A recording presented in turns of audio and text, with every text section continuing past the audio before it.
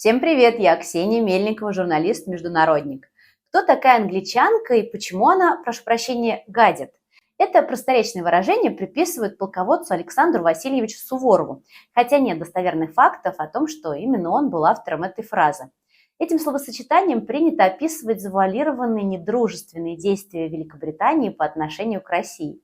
Действительно, у двух стран давняя и совсем непростая история взаимоотношений. Аналоги фразеологизма более благозвучные: коварный Альбион, английское коварство, коварный остров. Кстати, эти выражения были очень популярны во Франции в эпоху Великой Французской революции и последующих лет правления Наполеона Бонапарта. Итак, почему именно Суворову приписывают авторство этой фразы?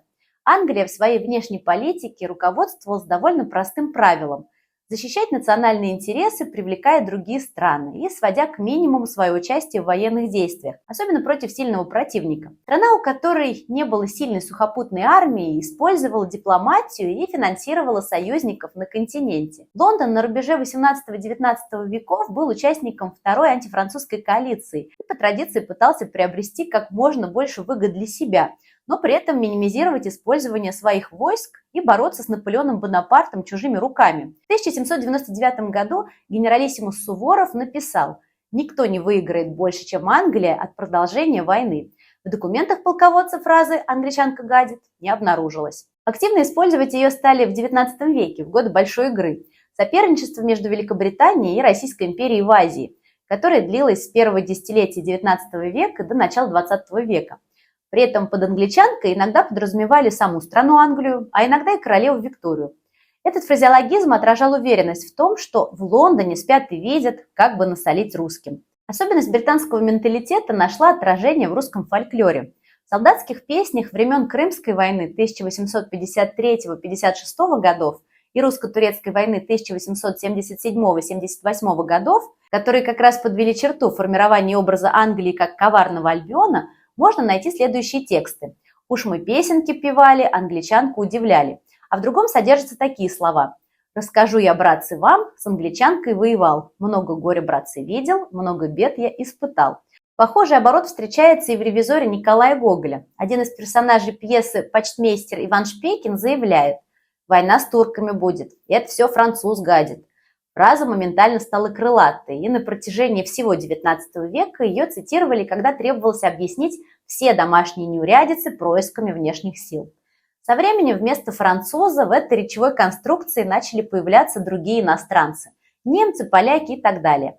Англичанка вернулась в этот речевой оборот во время Англо-Бурской войны 1899-1902 годов, когда российское общество резко осудило политику Лондона в Южной Африке. Общественное мнение находилось на стороне сражающихся буров, а российская пресса не стеснялась в выражениях относительно действий Великобритании. Но постепенно в российском общественном сознании образ коварного врага вытеснил образ союзника по Антанте. Наступал новый век. В восточные дела вмешался еще один игрок – Германия, чьи идеи о строительстве дороги Берлин-Босфор-Багдад и нараставшая активность на персидском и афганском направлениях в разной степени беспокоили и Лондон, и Петербург. К тому же Россия после поражения в русско-японской войне не могла столь же энергично проводить политику на Востоке. В общем, в Европе пробуждался новый противник, и старые враги решили помириться. Большая игра, которая за все время так и не вылилась в прямое столкновение Российской и Британской империй, закончилась подписанием соглашения 1907 года. Выражение «англичанка гадит» утратило свою актуальность. В Советском Союзе его тоже использовали редко. Место глобального противника Москвы в тот момент занял Вашингтон. Но сама вера в грозную враждебную силу, которая стремится где только возможно навредить, сохранилась. Победа США в холодной войне подкрепила уверенность во всемогуществе заморского врага. Крах Советского Союза объяснялся происками этой самой англичанки, а вовсе не неэффективностью советской экономической системы и просчетами руководства Советского Союза. В современной России этот фразеологизм переживает очередное возрождение. Его используют в СМИ, в российском обществе, особенно в периоды обострения международных отношений между Россией и Британией.